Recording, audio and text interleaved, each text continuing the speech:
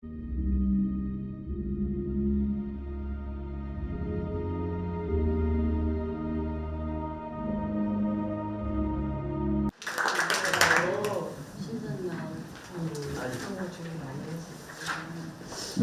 반갑습니다. 늦게까지 공부하시는 게 보통 일이 아닌데 존경합니다.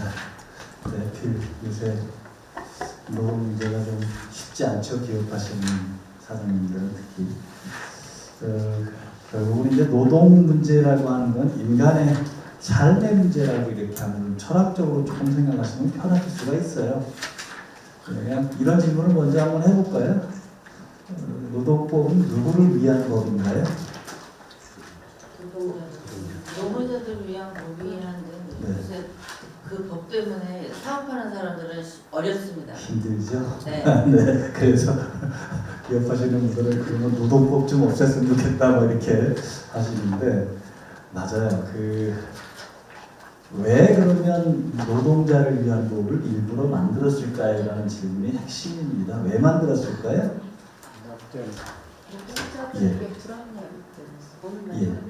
일단은 그냥 우리가 자본주의 사회는 왜 돈이 모든 것을 사는 사회잖아요. 쉽게 얘기해서 돈만 주면 다 되잖아요. 심지어 뭐 성도 사고 뭐 인신매매도 하고 다 그렇게 하는데 노동력 거래를 그러니까 쉽게 해서 우리가 노동력이라고 하지만 사람이 갖고 있는 거거든요. 사람. 그러니까 노동력을 거래하게 만들어 놓은 게 우리가 자본주의에서 이제 중요한 겁니다. 그래서 결국 노동력이라고 하지만 우리의 육체, 우리의 정신이 이제 움직이는 거란 말이죠. 근데 이제 노동력을 거래하다 보면 돈을 주는 쪽과 받는 쪽이 누가 더 힘이 셀까요? 주는 쪽이 힘이 셉니다. 자본주의는 돈이 대빵이기 때문에 항상 돈을 주는 쪽이 조건을 결정해요. 그러면 노동력의 거래도 누가 우선권을 갖고 있는 거죠? 주는 쪽. 그러니까 자본주의 초기에서 이제 주는 쪽이 워낙 힘이 세고 받는 쪽은 워낙 많고 쉽게 얘기해서 왜 너 아니래도 많아 이렇게 되면 하루에 10원만 줘도 되고요. 하루에 24시간 일시켜도 되고 요게 이제 초창기 때 그 노동 문제였었어요. 그래서 일단 자본주의에서는 노동자들은 약자라고 일단 전제를 합니다. 문제는 뭐냐면 현대에 들어와서는 노동자들이 약자가 아니라는 거예요. 그게 바로 이제 기업하신 거 어려워요. 예. 노동자가 이제 강자가 됐는데 아직도 우리는 그냥 법 정책적으로 봐서는 다 약자로 놓고 보호의 개념으로 보는 거예요. 그러니까 노동력을 거래하는데 대등성을 회복하는 게 가장 바람직한데 사실은 노동자들이 힘이 셈에도 불구하고 우리는 법적으로는 노동자들은 약자다, 사용자는 강자다. 그래서 법을 어떻게 만들어 놨냐면 일단 사용자들한테 의무를 부과합니다. 그래서 법이 사용자는 요러한 걸 해라, 사용자는 요런 거 하지 마라. 그래서 강제 조항과 금지 조항 두 개를 줬습니다. 간단하게 예를 들면 사용자는 임금을 줄 때 어떻게 주게 돼 있죠? 직접 줘라, 전액을 줘라, 통화를 줘라, 매월 일회용 줘라. 그걸 하나도 어기면 3년 3천만 원의 벌칙을 적용해놨어요. 강제 조항이죠. 그러니까 월급이 밀리면 임금 체불로 해서 아주 강한 처벌을 하게 돼 있다는 거죠. 다 최근에 들어와서는 이제 지연이자도 들어왔습니다. 지연이자는 뭔지 아시죠? 월급 늦게 주면 이제 이자 20% 줘야죠. 종전에 퇴직한 사람한테 14일 이내에 정산하지 않으면 20% 줬었거든요. 근데 올해 10월 20일부터 법이 바뀌어서 월급이 밀려도 이제 20% 지연이자예요. 그 다음에 상습 체불 사업주는 출국 금지도 시키고요. 심지어는 3배 이내의 징벌적 배상도 들어가줘요. 징벌적 배상. 그러니까 임금 체불에 대해서는 이제 그동안은 좀 많이 봐줬지만 이제 왜 그런 법을 만드냐면 매달 돈을 받아야 먹고 사는 사람들이니 매달 돈을 안 받으면 결국 생활에 지장이 생존권에 문제가 생긴다는 그런 인식 때문에 그래요. 자, 그러니까 그 강제적으로 이런 걸 해라라는 규정들이 있고요. 요건 지켜야 됩니다. 이걸 강행 규정이라고 하니까 강행 규정은 결국은 안 지키면 형사처벌을 하는 절차를 거친다는 거죠. 여러분이 근로감독관이 오라라면 되게 겁나잖아요. 그 근로감독관이 일반 경찰서의 형사하고 마찬가지예요. 근로감독관이. 그리고 이번에 한 2,000명을 늘린다고 하죠. 누구 때려잡으려고? 결국 이제 사용자들이 법 위반하는 것을 좀 막겠다라는 그런 의도가 있는 거고요. 또 하나 이제 강요 말고 금지 조항들이 있어요. 예를 들면 사람을 자르고 싶어도 마음대로 잘라요, 못 잘라요? 못 잘라요. 왜 못 잘라요? 자르면 되지. 법에 뭐라고 되어 있죠? 사용자는 정당한 이유가 없는 한 해고, 휴직, 정직, 감봉 그 밖의 징벌을 못하다 이렇게 되어 있죠. 그래서 그 정당한 사유 없이 하면 그걸 부당해고라고 하고, 부당해고를 하면 바로 복직명령을 내려버리고, 또 복직명령을 안 들면 이행강제금을 이런 방식으로 하는 거죠. 그 다음에 심지어는 부당해고는 나중에 월급 전액을 줘야 돼요. 보통 부당해고 그 소송이 3년 정도 걸리거든요, 최악. 3년 동안 가서 대법에서 깨졌어, 회사가. 그러면 3년 집을 또 다 줘야 돼요. 뭐까지 줘야 되죠?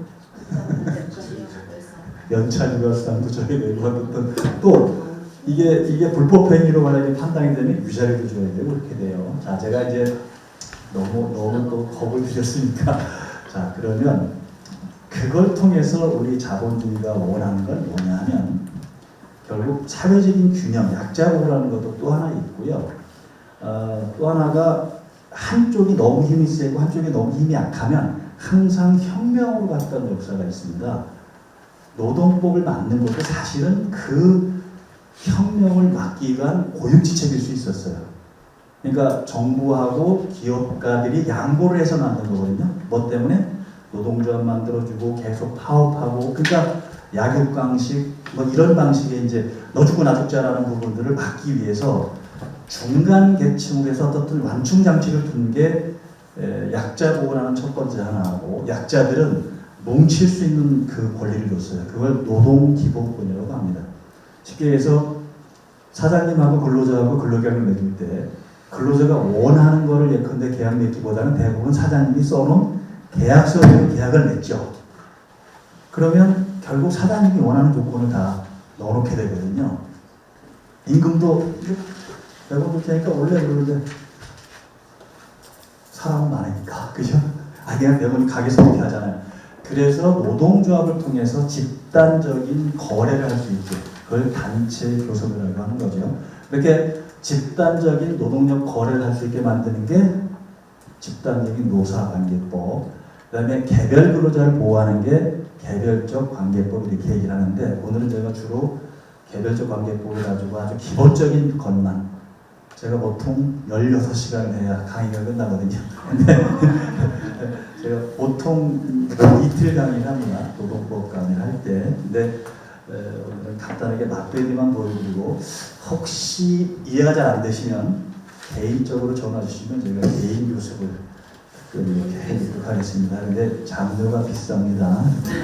저기 자본주의자니까 장사를 그렇게 하는 거고요. 아무튼 노동법을 앞으로 모르고는 기억하기 어렵습니다.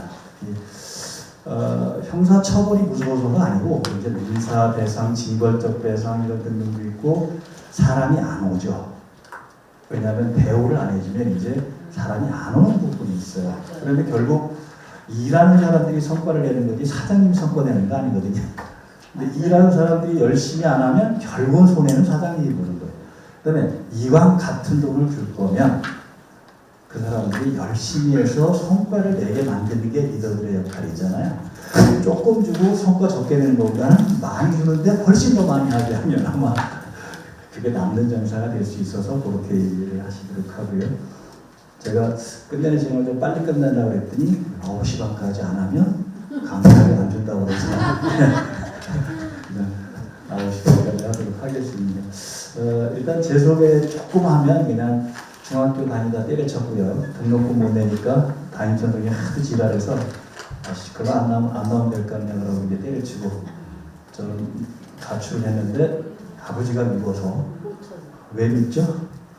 등록금도 못 주는 아버지가 무슨 아버지야 뭐 이런 그 사춘기 때 그게 있었고, 담임선생은 아침마다 불러가지고 왜 돈 안 내. 등록금 갖고 왔냐 이거 물어본 게 애들 앞에서 창피하잖아요.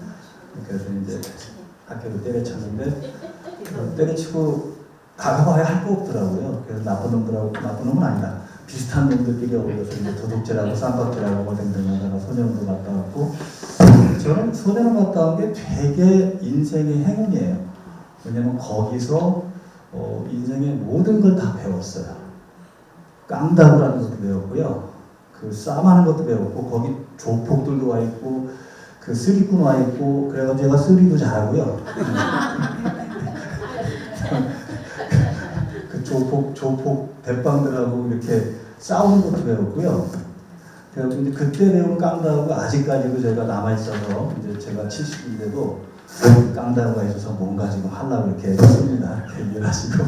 근데 이제 택시 운전하다가 노동운동했고, 노동운동하다가 이제 농사가 됐고, 농사 되고 나서 이제 제가 뭐 한 3년 이상 농사를 했는데, 또 공부가 좀 하고 싶더라고요. 못하는 게. 그래서 검정고시를 51살에 시작해서 중학교 검정고시, 고등학교 검정고시, 대학교 학사고시라는 것도 있어요. 1년 만에 끝내고, 그리고 이제 고대 노동자회원 들어가서 석사 마치고 고대 법대에서 그래도 노동법으로 박사를 받았습니다. 이럴 때 박수를 좀 치는 거 아닙니다.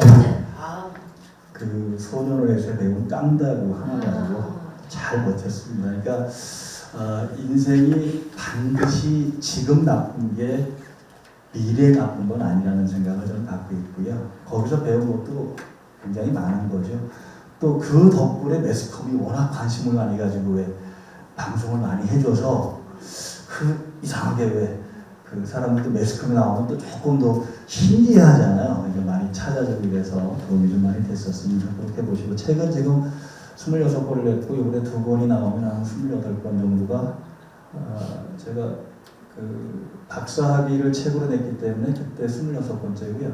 25번째까지는 그냥 중학교 중퇴학용으로 책을 냈었습니다. 지금은 그냥 평창에서 농사 짓고 있고, 정재훈 조업장님은 가끔 와서 막걸리를 좋아하고 같이 하고 가는 농협대 조업장님 과정에서 벌써 한 20년 강의를 나가네요. 그러니까 거기서 좀 뵈서 친구가 됐습니다.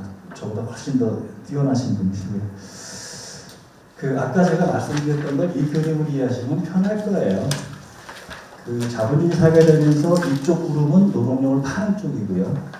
이쪽 그룹은 노동력을 사는 쪽이에요. 노동력을 사는 쪽은 사서 그러면 내가 뭐 그 사람들 인신매매 할 것도 아니고 뭐죠? 성과를 내자라는 거예요. 즉 노동력의 대가를 주고 대신 나는 이윤을 창출하는 그런 구조자라는 거죠. 그래서 이쪽은 주로 노동력을 제공하니까 자유가 없어져요. 노동법이 보호하고자 하는 대상은 누구냐면 시키는 대로 일하는 사람이에요. 그래서 시키는 대로 일하는 사람이 아닌 자유직업 소득자라든지 이런 그 1인 사업자 같은 경우는 노동법 적용 안 합니다. 왜 그러냐면 결국 비자주적인 노동만 우리가 법으로 보호하는 거거든요. 그러니까 여러분들 왜 도급 계약 맺을 수 있고 위임 계약 맺을 수 있고 프리랜서 계약 다 맺을 수 있어요. 그건 노동법 적용 안 하는 겁니다. 그런데도 불구하고 지시감독을 하면 다시 노동법이 개입을 해요. 계약서에는 자유롭게 하기로 해놓고 실제로 지시감독하면 그거는 실질이 중요하기 때문에, 그래서 어떻든 양쪽이 존재해야 왜 좌우 날개가 있어야 새가 날듯이 자본주의가 유지되는 그런 틀들이고요. 대개 노동자들은 내 시간을 투입하는 대신에 그 월급을 가지고 먹고 사는 사람들이고요. 자영업자는 조금 더 발전하죠. 자기 자신한테 노동력을 파는 건데 그런 자영업자라고 하는 거고요. 사업가는 시스템을 만들어서 시스템이 돌아가게 만들죠. 월급 주고. 투자가는 결국 자본을 투입해서 이윤을 창출하는 그런 부분들이 되는데, 어떻든 이쪽이 힘이 좀 약하고 이쪽이 강하다는 쪽으로 이렇게 이해를 하시는 게 편한 부분들이고요. 그래서 이제 자본주의 초기에는 노동자와 사용자가 대등할 것이다라고 예상을 해서 계약자에 맡겨놨어요.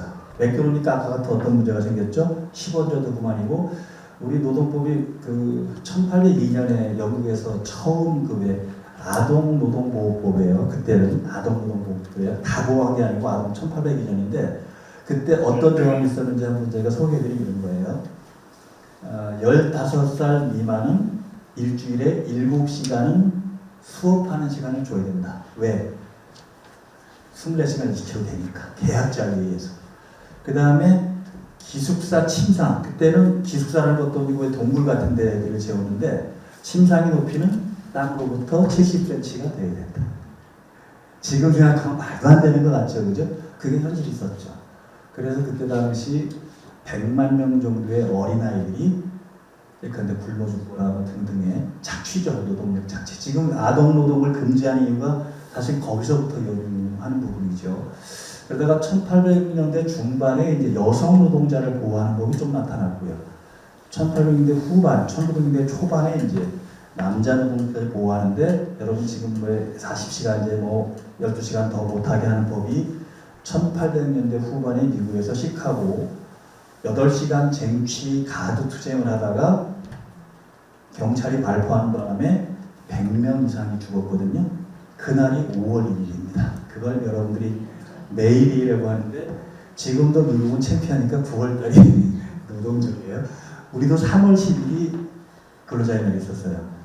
이게 한국노총의 전신인 대한축성노조의 창립일이고요. 그리고 이제 왜 미국이 5월 1일을 노동절로 안 하냐면 그 날을 공산권 단체인 제2인터넷이 가져가 버렸어요. 그러니까 공산주의에서 그 공산권 애들이 가져갔으니까 이제 싫은 거예요. 그래서 우리도 사실은 5월 1일을 안 하고 3월 10일을 한 게 그런 연유가 미국의 영향을 많이 받았으니까 있었고, 근데 이제 민주화되면서 5월 1일로 바꿨죠. 근데 지금도 말은 우리는 근로자의 날로 씁니다.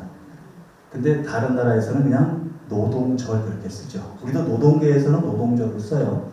근데 이게 조금 오해가 될 수 있는 부분이 있지만 영어를 레이버를 번역하고 일본 노동기준법, 노동자, 노동시간 일본은 다 노동으로 썼어요. 근데 우리는 왜 근로로 바꿨냐면 불행하게도 이 노동법을 만든 시기가 53년도 3월과 5월에 만들었어요. 7월에 우리가 휴전이 됐거든요. 부산 피난 시절에 공산당한테 쫓겨내려가 있는, 그때는 노동당이라고 했죠. 노동당한테 쫓겨내려가 있으니까 국회의원들이 노동이라는 말을 쓰고 싶겠어요, 안 싶겠어요? 아유, 죽어도 싶죠. 그래가지고 만든 말이 우리 조어 잘하잖아요. 하나 줄이는 거.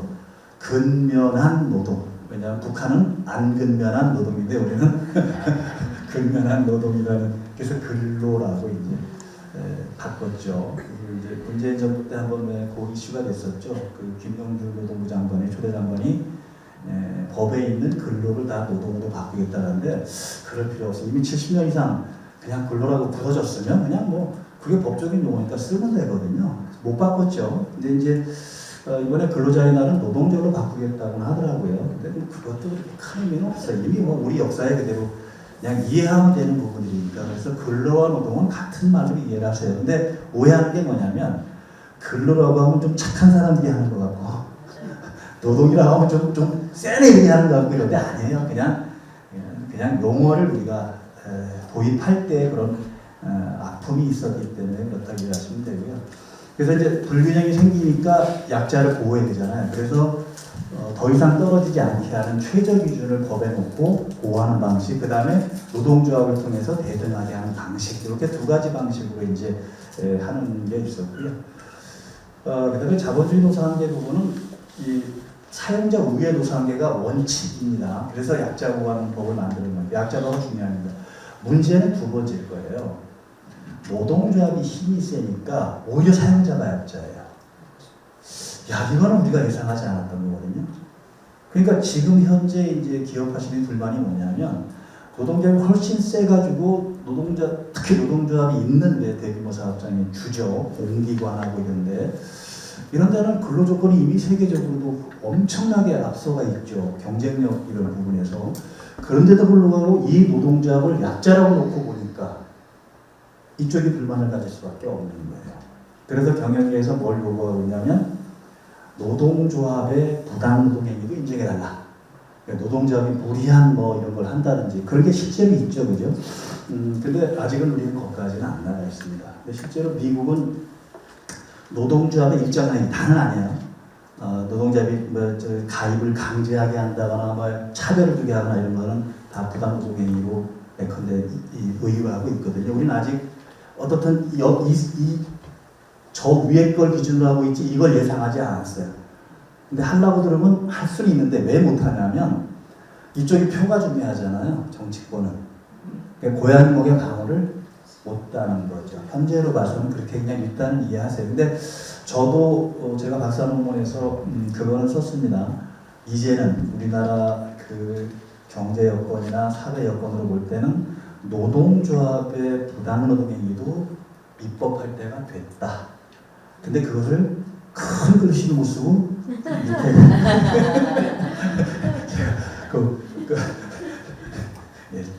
이렇게 조그만하게 썼습니다. 또 제가 노동운동을 했던 사람인데 그걸 큰 글씨를 써놓으면 또 노동조합 후배들이 또 완전히 부르주아지가 되어 저런다고 아니면 그건 아니고요. 아무튼 경영계가 주장하는 이런 부분은 타당성이 있다. 그리고 일부 노동조합에서 그 반대를 한 반대 또 아니면 왜 그냥 자기들의 그걸 뭐라 그래 그들만의 리그를 하다 보니 오히려 노동조합이 노동자들을 탄압하는 형태가 되는 거죠. 왜냐하면 우리가 수직 계열화가 많이 되잖아요. 근데 현대차 같은 경우가 예컨대 월급을 많이 올리는 경우 그럼 그걸 현대차는 보충하기 위해서 뭘 할 수밖에 없어요? 하청업체를 쪼을 수밖에 없는 거예요.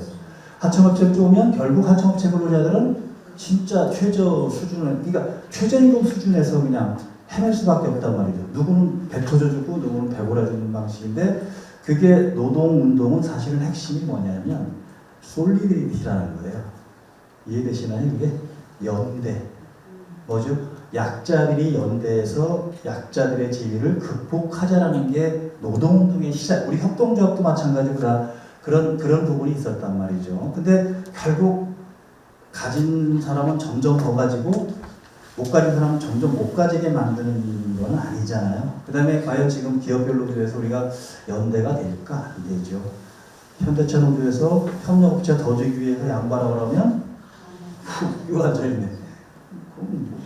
그건 니네들 일이고 우리하고는 상관없는 거고 이게 현재 노동운동의 가장 큰 이걸 해결 못하면 노동운동도 오래 못 갑니다. 그러니까 노동운동도 지금 뭔가 사회가 변하는 만큼 변화를 해야 될 시기이긴 한데 그 친구들도 알고는 있어요.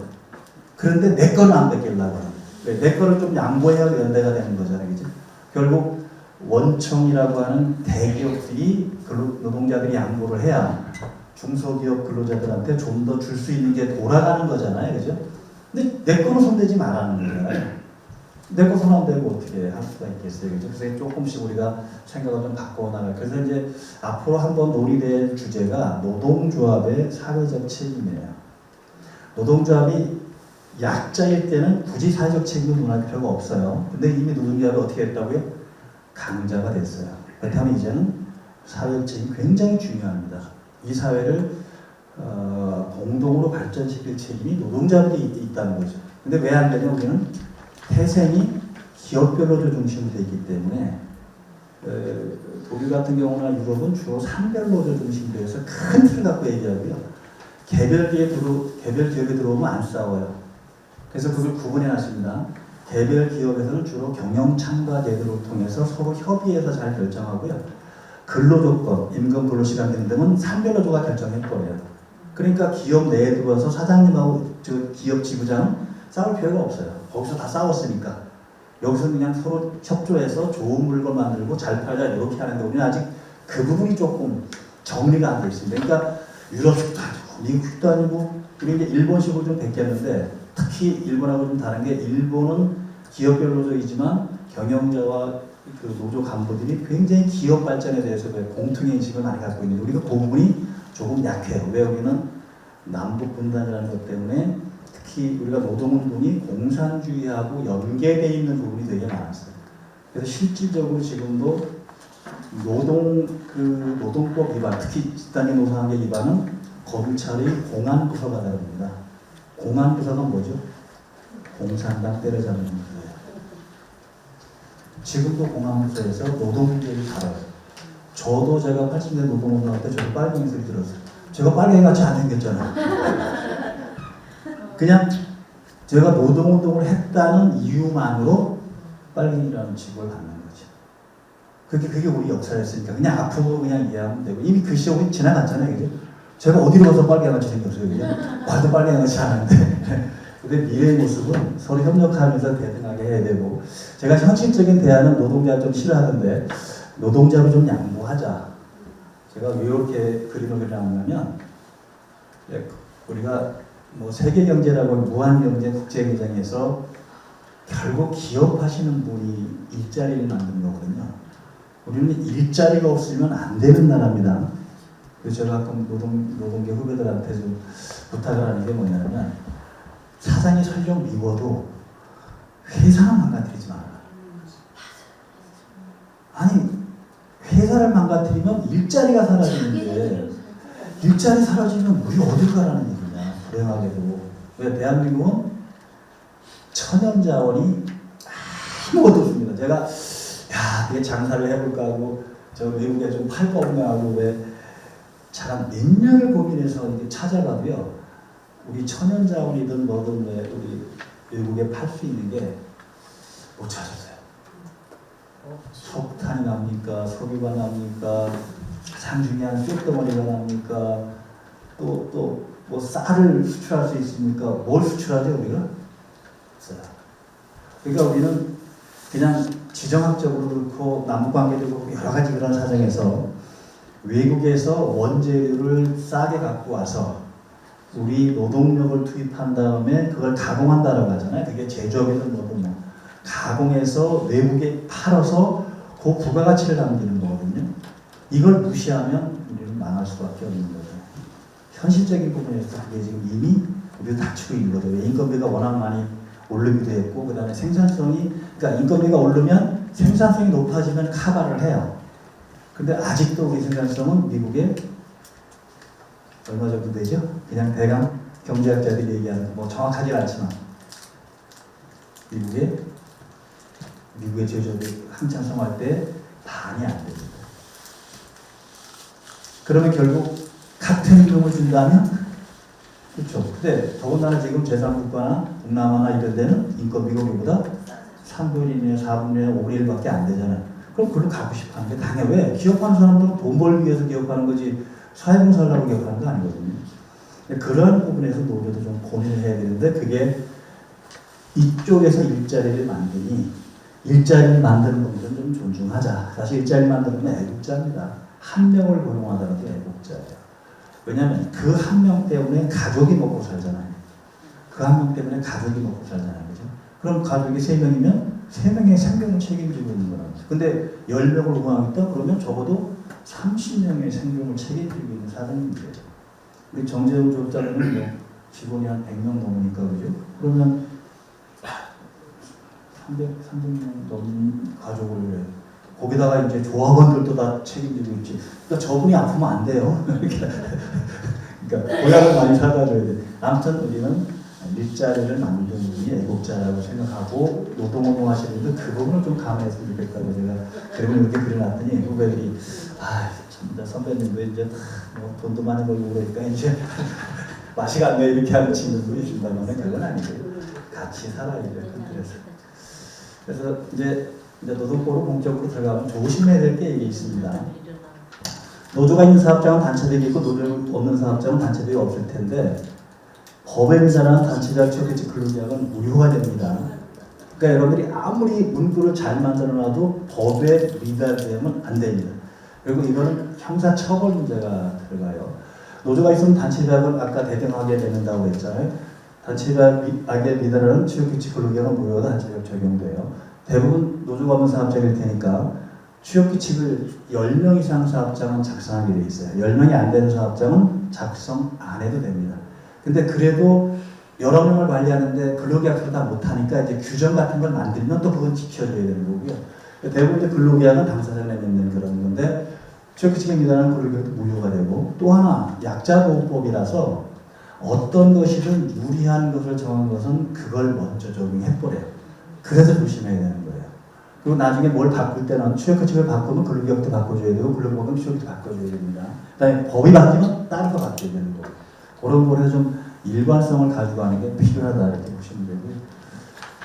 그다음에 강행 규정이다 보니까 사업장 관할 지청 고용노동부 여기 여주지청이 있고 그렇게 되겠죠, 그죠? 그러면 그 고용노동청에 감독관이 있고 감독관이 조사를 하고 검찰하고 해서 검찰이 기소 여부를 결정하고 이렇게 되는 거죠. 그래서 감독관이 뭐 근로감독도 하기도 하지만 그다음에 형사처벌 형사 그 역할을 하고 있다라고 일단 보시면 될 것 같고요.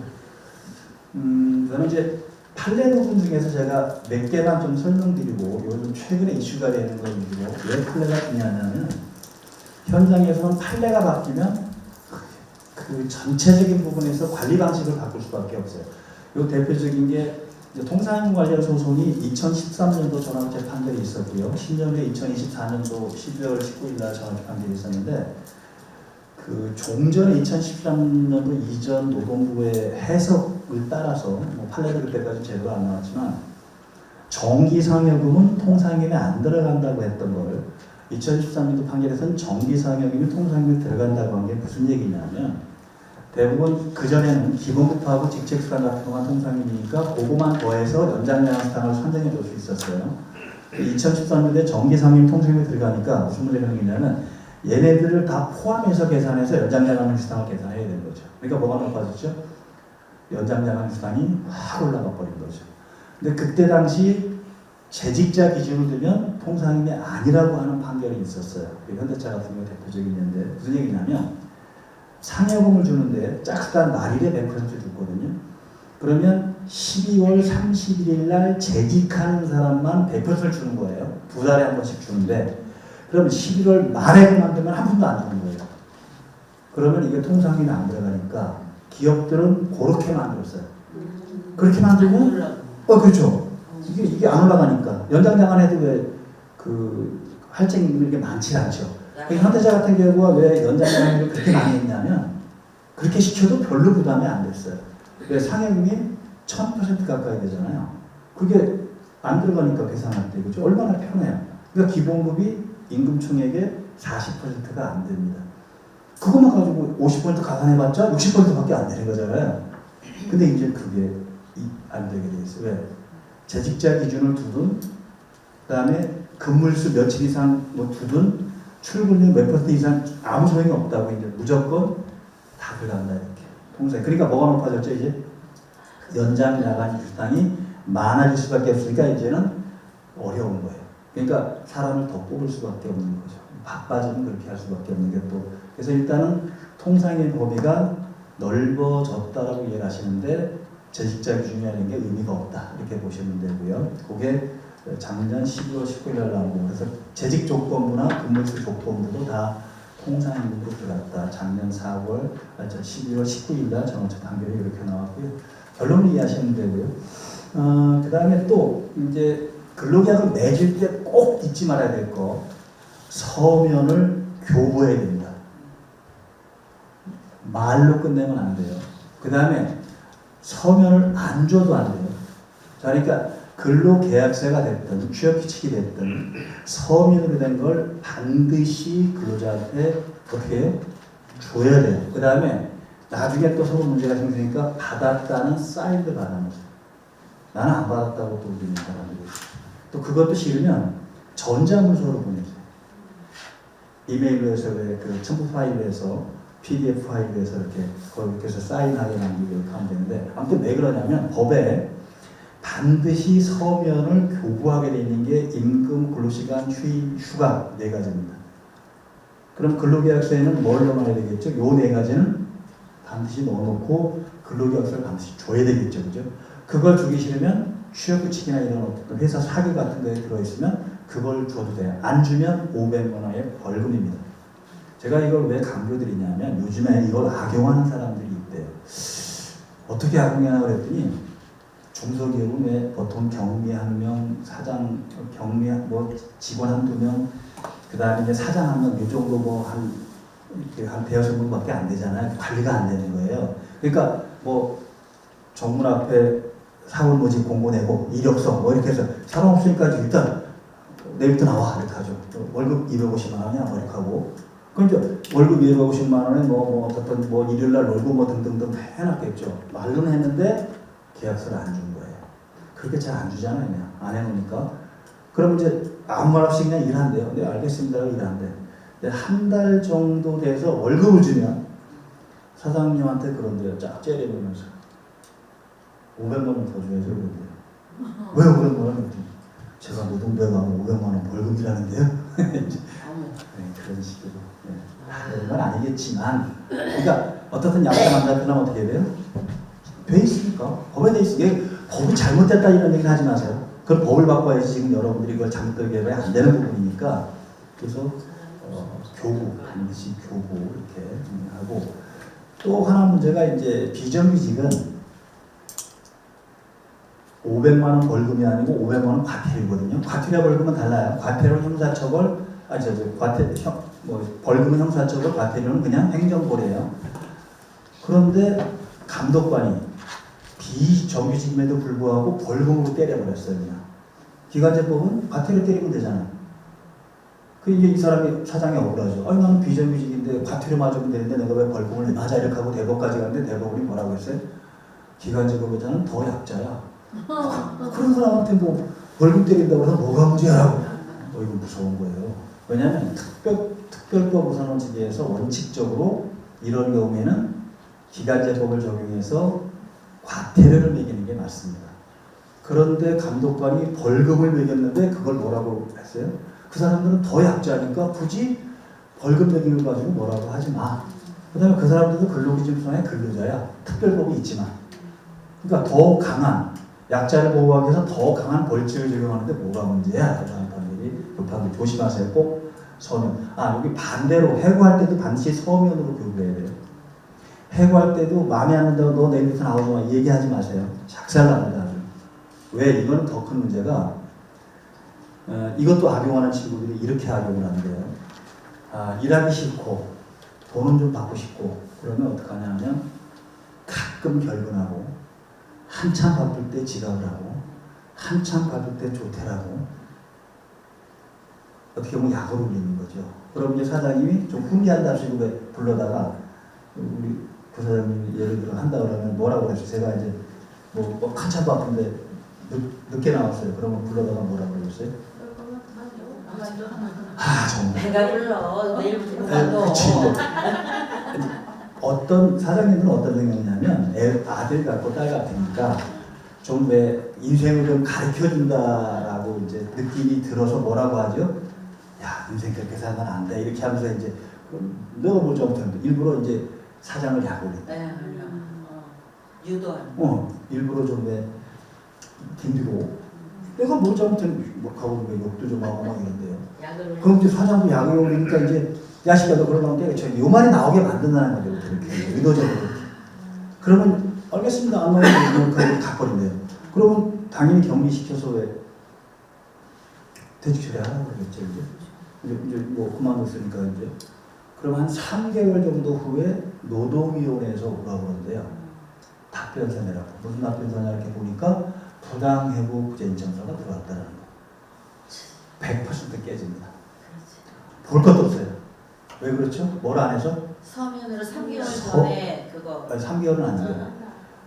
서면으로 해고 사유와 해고 시기를 통보해야만 해고 효력이 발생하는 거예요. 자, 그러니까 구두를 했으니까 해고한 거야, 안 한 거예요? 안 했는데 어차피 가라고 했잖아. 그러니까 결국 3개월 초를 꼼짝없이 줘야 되는데 노동위원회 가면 또 그것만 갖고 끝나는 게 아니고 왜냐하면 노동위원회는 복직명령을 내리거든요. 해고가 무효냐. 근데 꼴 보기 싫은 사람 지금 또 보기가 싫잖아요. 그러니까 또 할 수 없이 한 2달째 더 얹어줘야 돼. 그럼 몇 개월 지나가요? 일 안 했는데 5개월치가 나가면요. 사장님 진짜 일하기 싫어요. 사장님 진짜 스트레스 받아서 못 산다고 해요. 근데 그렇게 악용하는 친구들이 있다고 하니까 그걸 피하려면 어떻게 해야 돼요? 단순히 서면으로 하는데 그냥 불러다가 하지 말고 기록을 다 해놔야 돼요. 근데 언제 결혼한 거, 그다음에 언제 조퇴한 거, 뭐 등등등 그걸 기록해서 어떻든 사표를 쓰게 만드는 게 최고입니다. 그러니까 해고라는 말, 너 그만두라는 말을 하지 마시고 그 친구가 스스로 사표를 쓸 수 있는 기회를 좀 만들어주는 게 필요하고, 필요하면 이런 것도 괜찮아요. 정 마음에 안 드는 친구는 한 달치나 두 달치 죽으라도 내보내세요. 그래야 법적인 문제가 안 가는 거죠. 그러니까 대부분의 사장님들은 하고 그 일도 못하는 새끼 내가, 아니 죄송합니다. 그 내가 매주 이렇게 하는데 굉장히 힘들어요. 그러니까 사표를 쓰게 만드는 거는 그냥 나게 하지 말고, 그래도 만약에 뭐 월 중간에 건너면 내가 이날 절분 놔줄 테니까 그냥 좋은 데 알아봐라 이렇게 하고, 뭐 거기 가서 더 잘할 수가 있어. 그럴 수도 있고, 너는 뭐 딴 데 가면 잘할 것 같다 할 수도 있고, 잘 꼬셔서 그렇게. 자, 그런 게 필요합니다. 그러니까 근로계약 맺을 때 뭘로 한다? 서면을 교부한다. 그 다음에 해고할 때는 반드시 서면으로 해고 사유와 해고 시기를 통보해야 이렇게 발생한다. 이걸 꼭 이렇게 기억하시고, 이렇게 말씀을 드려도 귀찮다고 안 하시면 되죠. 귀찮다고 안 하시는 순간에 나중에 굉장히 힘들어져요. 그걸 해결하는데 노동위원회 가야죠. 그 다음에 가서 합의 봐야죠. 그 다음에 또 노무사나 변호사 사면 또 돈 들어가죠. 그러니까 조금 귀찮아도 할 거는 다 이렇게 하도록 하는 게 중요합니다. 그 다음에 중대재해처벌법이 5인 이상 노동사업장에 적용되거든요. 조심해야 될 게 사망사고가 나거나, 그 다음에 6개월 이상 치료를 요하는 보상 또는 3개월 이상 유해물질에 의해서 이런 질병이 발생하면 중대재해처벌법을 적용될 수가 있어요. 근데 조심할 건 결국 중대재해처벌 적용 안 받으려면 조직과, 그러니까 사람이죠. 사람과 그 다음에 예산을 투입해야 돼요. 그리고 방침도 정해놔야 되고. 그래서 만약 사망사고 가끔 나오지만 중대재해처벌법이 5명 이상 모든 사업장에 적용된다고 꼭 기억하시고, 포스코가 요새 아주 이것 때문에 힘들어합니다. 사망사고가 이렇게 나기도 하고 유해물질도. 그래서 거의 CPX 걸려서 뭐 이제 출장도 못 가고 막 이런 부분들인데, 이게 제가 이제 이걸 소개시키는 중대재해처벌을 소개시켜드리지만, 검사가 이걸 어떻게 기소를 했냐면, 기소를 하셔야 왜 재판을 받게 되는 거잖아요. 여기 내란 사건 중개하는 바람에 우리가 재판 과정을 낱낱이 잘 알게 되는 부분들인데, 사람이 한 명 사망했는데 원청 사업자 대표를 이제 형사처벌한 사건에서 검사가 실체적 경험, 이건 그냥 이해만 하세요. 형법상의 실체적 경험은 뭐냐면 수개의 행위를 수개의 범죄가 된 거예요. 수개의 행위, 수개의 범죄예요. 요거는 가장 중한 죄의 2분의 1을 가중합니다. 근데 대법원이 이걸 뭐라고 하냐면, 행위는 한 개다. 왜? 사망이라는 한 개 사건이 발생한 거고, 죄는 중대재해처벌법, 산업안전보건법, 형법을 위반한 거니까 이걸 상상적 경험이라고 해요. 요거는 가장 중한 죄로 처벌합니다. 그러면 중대재해처벌이 가장 중하니까 그냥 중대재해처벌법으로 처벌했겠죠. 근데 검찰은 뭘로 한 거죠? 중대재해처벌법의 2분의 1을 가중한 걸로 이렇게 기소를 했겠죠. 그 차이입니다. 그것 때문에 좀 했고요. 그 다음에 연장근로 관련문이 조금 조심해야 될 게, 이제 연장근로 12시간 제한이 있어요. 12시간 제한은 이렇게 이해하세요. 종전의 노동부는 하루 8시간 넘는 건 다 연장근로다라고 해서, 여러분들이 왜 이럴 수 있잖아요. 하루 15시간 근무하는 대신에 다음날 놀고, 그 다음날 15시간 근무하는 대신에 그 다음날 놀고, 또 15시간 근무했어요. 그러면 일주일에 15시간씩 곱하기 3이니까 45시간 근무를 했어요. 노동부는 이거를 법 위반으로 처벌했어요. 왜? 8시간 넘는 게 연장근로니까 7시간이었죠. 또 7시간이죠. 또 7시간 총 21시간이에요. 근데 법에는 일주일에 12시간을 못 넘게 되어 있으니까 21시간이니까 법 위반이다라고 처벌했죠. 근데 대법원이 야 이건 잘못 계산했어. 대법원이 어떻게 계산했냐면 그냥 다 더해본 다음에 거기서 40시간 넘는 게 12시간 안 나오는데, 그러면 이제 아까 우리가 45시간 나왔잖아요. 그러니까 52시간 안 됐잖아요. 그러면 위반 아니야 이렇게 한 거예요. 이해되셨죠? 조심할 거 하나 있어요. 연장 수당을 계산할 때는 21시간분을 줘야 돼요. 5시간분이 아니에요. 왜? 연장 시간은 하루 8시간 넘는 게 연장으로 수당이니까. 다만 주 12시간 넘느냐 안 넘느냐 이 부분을 따질 때는 전체를 더한 다음에 40시간 넘는 것만 계산한다. 이해되셨나요? 그렇게. 연장 수당을 계산할 때는 하루 8시간 넘는 걸 다 더한다. 그런데 12시간 위반 정도를 따질 때는 40시간 넘는 것만 계산한다. 이렇게 이해를 하시면 돼요.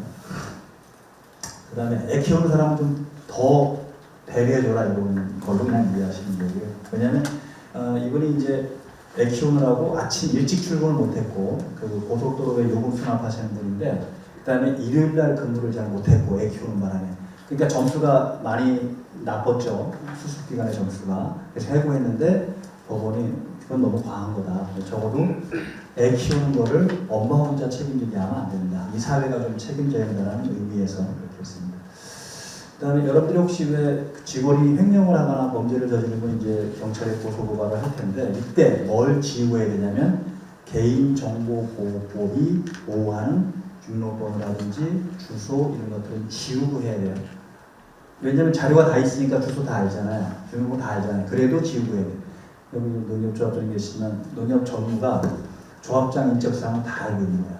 그래서 조합장을 낙마시키려면 이 조합장의 비리를 고발해야 돼. 그래서 이제 고발할 때 자기가 알고 있으니까 등록번호, 주소 등등 다 적어서 경찰서에 고발했어요. 그 이 사람은 당연히 형사처벌 됐겠죠. 이제 뭐 비리가 있었으니까. 근데 이 사람이 역으로 이제 전무를 고발한 거예요. 뭘로? 개인정보보호법으로. 그래가지고 개인정보보호법 위반으로 형사처벌을 한 거죠. 이렇게 큰 틀에서.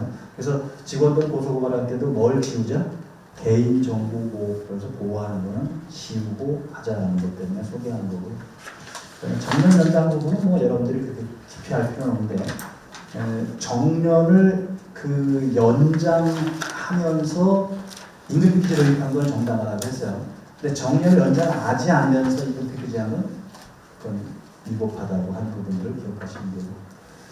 그 다음에 육아휴직 관련 갔다 온 분들은 육아휴직 되면서 많이 가니까 동일한 직급이라든지 동일한 월급 주는데도 배치해야 되는데, 판례가 심지어는 어디까지 봤냐면 하고 있는 일 자체도 불리하지 않도록 그렇게 봤어요.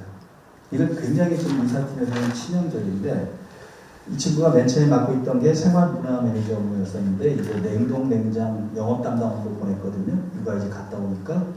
그러니까 내가 맡아있던 생활문화 매니저 업무보다 냉동, 냉장, 영업 담당 업무가 훨씬 불리한 업무라고 주장을 해서 이제 소송을 제기하니까 부당하다고 인정을 한 그런 사건입니다. 다만 육아휴직 같은 거, 그 다음에 출산전 육아 같은 거 갔다 왔을 때 불이익 주면 안 됩니다. 벌칙도 굉장히 강하고요. 대신 광고팀장을, 광고팀으로 가려면 정당당한 판례도 있으니까 그냥 참고로 부족하고, 그 다음에 취업규칙은 넘어가도록 하겠습니다. 어려운 거 설명해 줘서.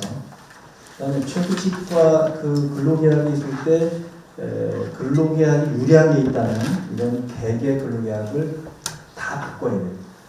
근데 취업규칙에 들어있는 내용이 근로계약에 없다면 취업규칙만 변경해도 되고, 그래서 나중에 근로조건을 변경할 때는 취업규칙만 바꾸지 말고 뭐까지? 근로계약서도 같이 바꿔줘야 됩니다. 연결해서.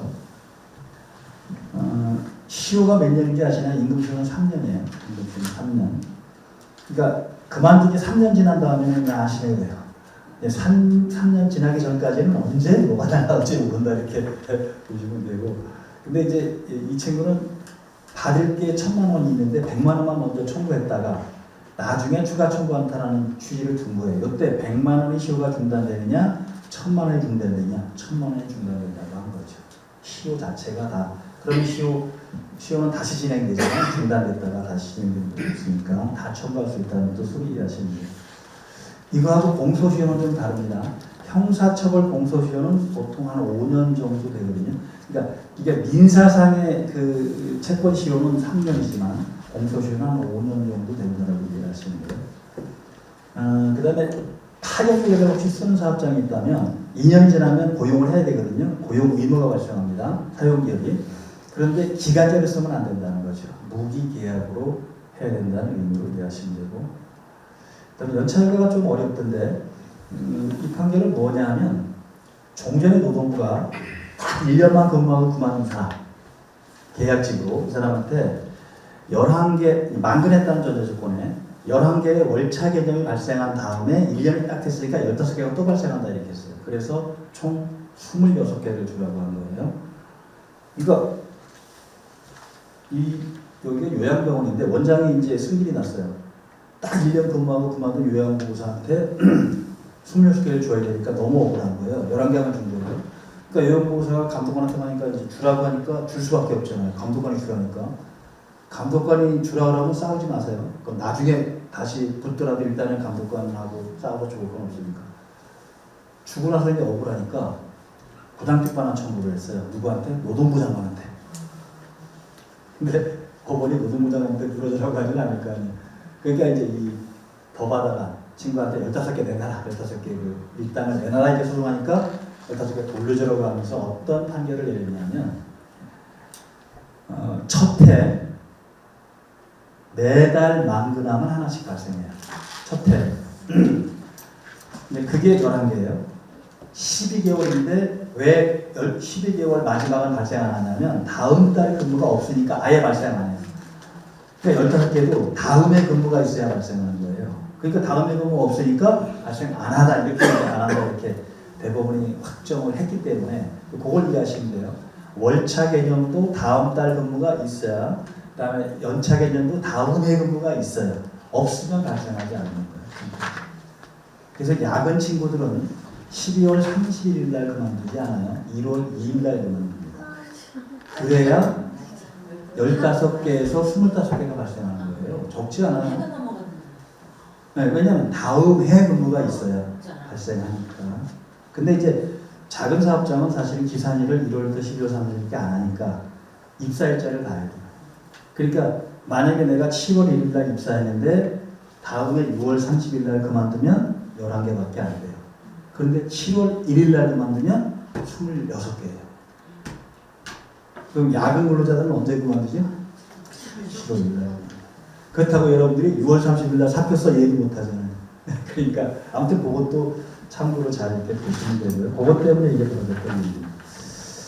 심지어는 용역업체가 변경되면 용역업체에서 고용승계지배권도 인정은 반대로 있으면 그렇게만 결론만 이해하시고 이제 뭐 많이 나눠서 다 설명드리긴 어려운데 일단 노동력을 어떻게 쓸지는 여러분들이 정하면 돼요. 맨 왼쪽에 있는 게 일반적인 근로계약이고 가운데 있는 게 파견계약이고 오른쪽에 있는 게 이제 도급계약인데 어떤 걸 쓰든 상관없는데 문제는 이 도급계약을 맺었어도 파견같이 움직이면 파견법이 적용된다는 것. 특히 사내협력업체는 불법 파견 문제가 생기는 거죠. 아까 임금시효는 3년이라고 했잖아요. 그죠? 불법 파견은 시효가 10년입니다. 민법에 불법 행위 적용이 되기 때문에 그런 부분이 생겨서 아무튼 뭐 굉장히 어려운 부분도 있습니다. 그럼 아까 제가 말로 설명드린 거 다시 확인해 볼까요? 뭘 하라고요? 임금, 소정근로 시간, 주일, 연차 일과는 반드시 서명, 밑에 2항에 전자문서 포함이라고 되어 있죠. 서면을 뭐라고 되어 있다고요? 교부라고 되어 있습니다. 교부. 예, 안 하면 500원의 벌금이라고 되어 있고요. 그 다음에 기간제 근로자는 500원의 과태료입니다. 그 차이가 있는데 이 기간제 근로자한테도 벌금을 적용한 걸 가능하다고 했으니까 형사처벌을 이렇게 했던 부분이고 그러면 근로자인지 여부는 제일 중요한 건 지시감독을 받느냐 안 받느냐. 그러니까 여러분들이 자유주거 소속계약을 체결하고 도급계약을 체결하고 지시감독을 안 하면 노동법이 적용 안 될 수 있어요.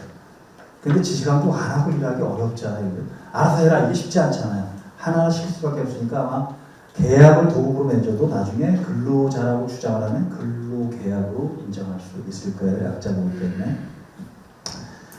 사용자는 사업주는 당연하고요. 그 다음에 사업 경영 담당자와 사업주가 행위하는 자. 원칙적으로 형벌은 행위자를 처벌합니다. 혹시 여러분 사업장에서 위임 전결 규정을 두는 사업장이 있나요?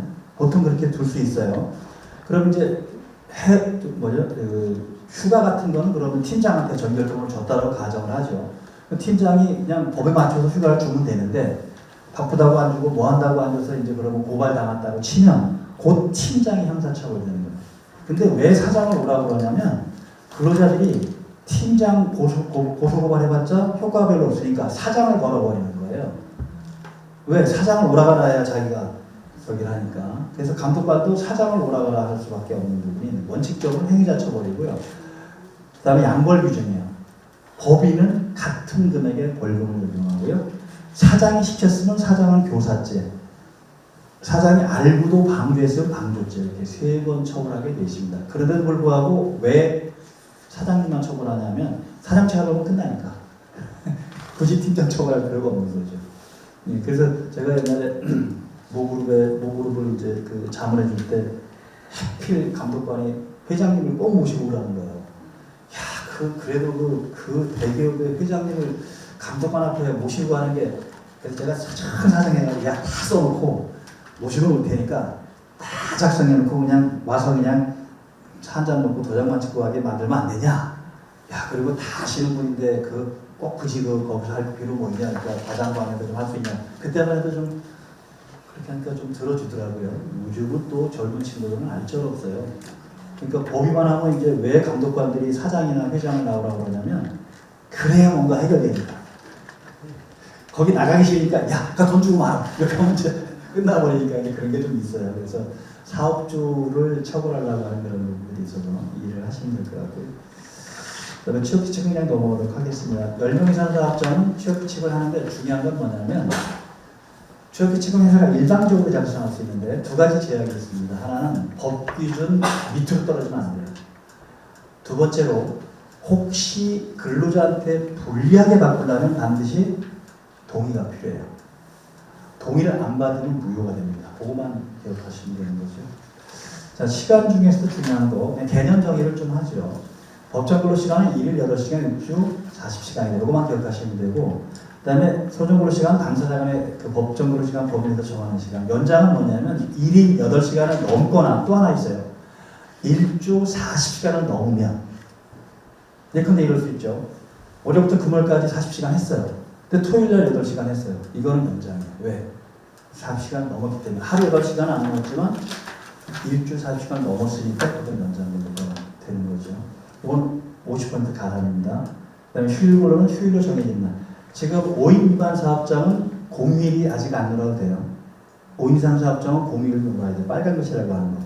그래서 요 빨간 글씨를 놀게 돼 있죠. 그런데 그것도 또 휴일이고요. 그 다음에 주휴일이라고 해, 보통 여러분이 일요일날이 주휴일이지만 일주일에 1일 이상의 휴일을 줘야 되는 거고, 근로자의 날 이런 거. 이것도 50%를 가산하고, 8시간 넘는 건 다시 100% 가산합니다. 연장 근로 수당이 있습니다. 야간 근로는 밤 10시부터 아침에.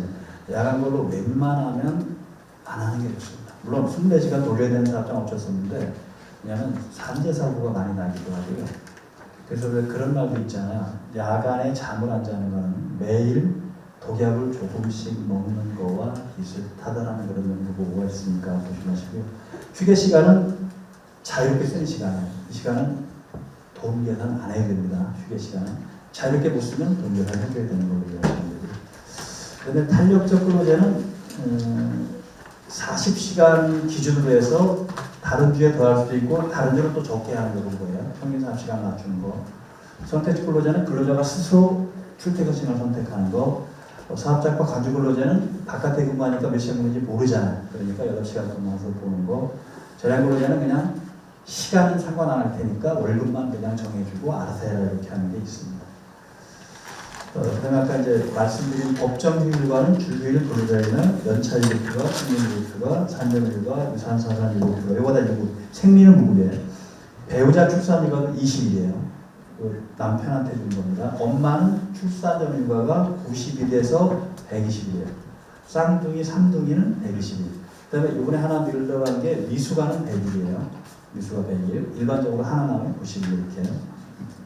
유산사산휴가도 20일에서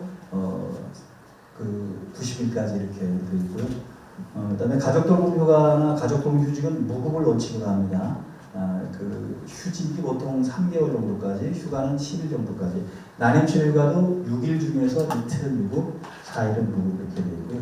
약정은 당사자 간에 정하는 휴일이 있고요. 배우자 출산휴가 아까 말씀드린 대로 10일에서 2일로 넣어놨고, 그 다음에 3번에 나눠서 이렇게 할 수 있고, 급여주거는 21분은 중소기업은 다 해줍니다. 대기업은 안 해주고요. 그 다음에 육아휴직도 1년 6개월까지 할 수 있는데 양부모가 다 육아휴직을 쓴다든지 또 특별한 사정이 있을 때는 1년이 아니고 1년 6개월 쓸 수 있고요. 급여도 지원해 주는 거 있다면 그렇게만 보시고 나중에 필요하면 고용보험 그쪽에서 알아보면 되는 거고, 그 다음에 근로시간 단축 관련 부분도 만 12살까지 가능해요. 종전에 8살까지 있고, 그리고 지원 금액이 좀 있고요. 그 다음에 사업 지원하는 게 있으니까 나중에 육아휴직을 받을 때 등등하면 지원금을 받는 거고, 그 다음에 육아휴직 인센티브도 있고, 그냥 참고해 보시면 될 것 같고요. 지원금도 있고, 가족돌봄휴직, 가족돌봄 휴가도 있습니다. 임금 부분은 그냥 간단하게 설명드릴게요. 임금은 제일 중요한 게 통상임금이에요. 예. 끝나고까지. 10시까지 하겠습니다. 그것부터. 통상임금은 왜 중요하냐면 이걸 가지고 연장야간 휴수당을 산정하니까 각종 법정수당, 휴가수당도 마찬가지고. 그래서 통상임금은 이렇게 기억하시면 돼요. 기본급 더하기 고정적 휴수당 더하기 상여금. 어떻든 그렇게. 옛날에 상이 빠졌었는데 그래서 일단 거의 다 포함되는데 그럼 빠지는 게 뭐냐? 연장, 야간, 휴수당 등은 통상이 안 들어가요. 대신 이거 어디 들어가냐? 평균임금에 들어가요. 평균임금은 총액이고 통상임금은 정기적, 일률적으로 사정합병으로 지급되는 거. 요거만 기억하시면 일단 어려움은 없는데 여러분 임금표에 쭉 보면서 그러면 대강 계산해보면 고정적으로 지급되는 거는 다 그냥 통상임금에 들어간다. 근데 연장, 야간, 휴수당 등등은 평균임금에 들어간다. 그럼 평균임금 언제 쓰냐? 투지금 계산할 때 재보상금.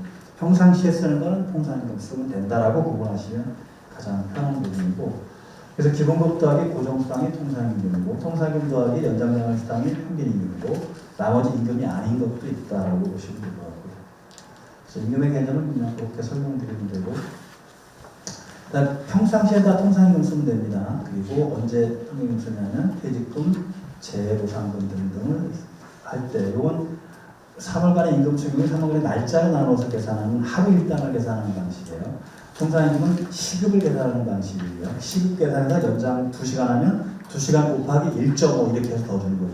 휴일 근로하면 8시간 곱하기 1.5 이렇게 해서 주는 방식으로 이제 50% 가산하니까 그런 거고요. 통상임금의 개념 뭐 있으니까 넘어가고 또 차이는 그런 거예요. 임금 지급은 너무 중요하니까 반드시 본인한테만 주세요. 아무한테 다른 사람 주면 안 돼요. 이게 직접 지급 원칙이 예외가 없습니다. 유일하게 신부름꾼한테 주는 건데요. 그런데 뭐 병원에 입원해 있는데 우리 집사람한테 주세요라고 해서 확인하고 주는 건 상관없어요. 근데 대부분 다 통장으로 넣어주니까 뭐 그런 부분이 없는데 통장 넣을 때 조심하실 거. 그냥 예를 들어 신용불량자 같은 경우 잘못하면 은행권이 그냥 압류해버리거든요. 그럴 때 현찰을 주세요. 현찰을 주는 걸 못 뺏어가잖아요. 현찰을 주시고 또 그것도 어려우면 부인 통장은 남편 통장은 줘도 괜찮아요. 왜냐하면 이건 직접 들어가게 하기 위한 그런 부분이기 때문에. 그다음에 전액 지급은 함부로 공제하고 주지 말라는 거예요. 임금 까고 주지 말라는 거죠. 그리고 통화 지급은 통용되는 화폐를 주는데 통장으로 주니까 별 문제 없을 거고요. 정기 지급이 이번에 중요하다고 그랬죠. 올해 10월 20일부터 바뀐 게 뭐라고 그랬죠? 지연이자가 20%다라는 그런 부분을 보고 정기 지급. 그 다음에 퇴직금 넘어가도록 하고요. 퇴직 해고 징계 중에서는 아까 설명드린 게 가장 중요해요. 해고할 때 뭘 하자? 서면으로 통보한다. 서면 통보. 이거 꼭 이제 기억되셨죠? 근로계약 맺을 때 서면으로 교부, 그거만 기억하시면 되고요. 그 다음에 뭐 정년직임 연장 논의되고 있으니까 그것도 설명드린 거고 대신 기간제 근로자의 계약 종료는 서면 통보 의무가 없어요. 그런데 여기 1년짜리가 한 번 더 연장해서 2년까지 가능하잖아요. 현재. 그러니까 그때는 굳이 서면으로 통보 안 해줄 한 번 없죠. 예, 그건 해고가 아니기 때문에 그렇게 설명하는데 또 하나 조심해야 될 건 대법원이 기간제 근로가 끝나더라도 갱신 기대권을 인정하는 판결이 나와요. 그 회사에서 종전에 다른 사람들은 계속 갱신을 해줬는데 이 사람만 안 해주면 왜 이 사람만 안 해줬어? 이걸 입증을 해야 돼요. 그 문제가 생겨버려요. 갱신 기대권. 심지어는 아까 우리가 본 게 영업의 그 영업 양도 관련해서 그 고용승계 기대권까지 인정한 게 있고요. 심지어는 포스코 쪽 사건인데 정년퇴직자를 다른 사람들은 다 재고용해서 65세까지 해줬어. 이 사람보다 마음에 안 들었어. 그래서 안 해줬거든요. 이 사람이 수업을 하니까 이 사람한테도 재고용 기대권이 있다 이렇게 했어요. 이 기대권이라는 말이 판례가 쓰는 용어인데 되게 조심을 해야 되는 문제입니다. 그러니까 그걸 빼야 되는 부분이 있으니까 연장해 주더라도 왜 뭘 해서 평가를 해서 왜 그런 걸 가지고 증거를 남겨놔야 돼요. 이 사람은 평가를 해보니까 도저히 연장할 수 있는 부분이 아니다라는 뭔가 입증을 하는 게 필요하겠죠. 그리고 해고는 뭐 통상 징계 경영상하고 3개가 있다 이렇게 보시면 될 것 같고 금품정상 14일 이내인데 14일 내에 지급하지 않으면 지연이자도 있고 형사처벌도 됩니다. 그리고 그 금품청산에 관련된 반의사불문제인데 혹시라도 계산을 잘못해서 덜 줬을 때 근로자가 고소고발해서 왜 감독관이 주라고 하잖아요. 이때 형사처벌을 원하지 않는다는 걸 체크하게 만들어야 돼요. 그러니까 이게 피해자가 처벌을 원하지 않으면 처벌하지 않는다는 게 반의사고죄거든요. 근데 처벌을 원하는 처벌해요. 물론 판사가 판단해서 돈을 줬으면 형사처벌 뭐 이렇게 약하게 할 수 있지만 그런 부분이 있습니다. 그다음에 그만뒀을 때 경력증명서 요구하면 근로자가 요구한 사항만 기입해서 취업에 유리하게 해주라는 그런 부분들이고요. 해고 절차는 법에 없습니다. 그러면 여러분 취업규칙에 있으면 그대로 해야 되고 절차 위반도 당연히 문제가 생기는 거고요. 그럼 해고 예고는 30일 전입니다. 아까 10달 전 아닙니다. 30일 전인데 해고 예고하지 말고요. 그냥 30일분 통상임금을 지급하고 즉시 해고하세요. 왜? 어차피 일 안 할 사람 한 달 일하라고 해서 일 안 하거든요. 그러니까 그냥 선택이에요. 30일 전에 예고, 그러니까 지금 예고해서 한 달 후에 너 그만둬 이렇게 할 수도 있고 지금 그냥 너 나가 이렇게 하면서 30일 줄 수도 있어요. 근데 정당한 사유가 없으면 그것도 무효가 되기 때문에 정당한 사유가 있을 때 30일이네.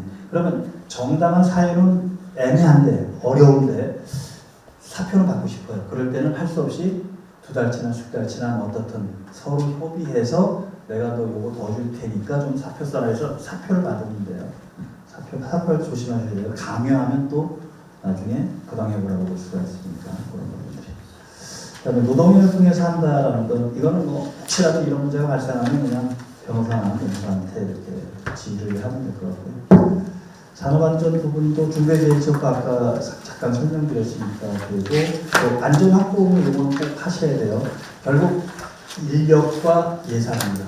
인력과 예산, 방침을 정해서 하면 되는 거고 리스크가 아까 내가 설명드렸죠. 그래서 이게 그 법인한테는 50억원의 그 벌금까지도 가고요.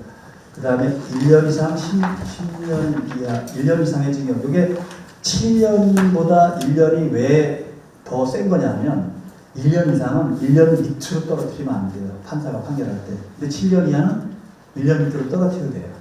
그런 것 때문에 그래요.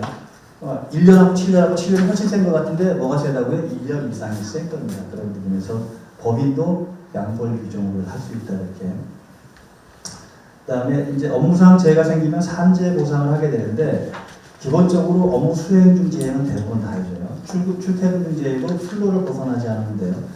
사장님들 계시니까 사장님들은 임의 가입을 해야 돼요. 산재보험. 근데 가입하세요. 사장님 다칠 수 있거든요. 일하다가 이렇게. 그러니까 그런 부분 하시면 되고요. 출퇴근 중 재해는 출로를 안 벗어나면 됩니다. 퇴근해서 집에까지 오고. 대신 애 데리고 가는 거, 그 다음에 마트에 가는 거 이런 건 다 출로라고 인정해줘요. 그럴 수 있잖아요. 퇴근하다가 뭐 물건 사갈 수 있으니까.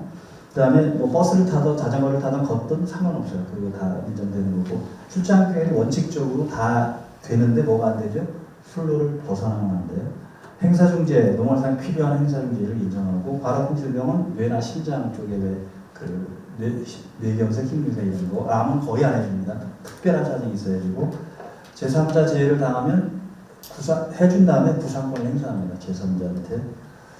그럼 보상, 요양급여는 치료비, 휴업급여는 생활비, 그 다음에 장애급여는 장애가 나는 거에 대해서, 간병급여는 간병비 주는 거고, 유족급여는 생활비, 유족의 생활비 주는 거고, 장애급여는 장례비를 주는 거다라고 보시면 제가 뭐 여러 가지를 다 한꺼번에 설명하다 보니까 시간이 다 됐음에도 불구하고 그래도 제가 끝까지 질문하시려고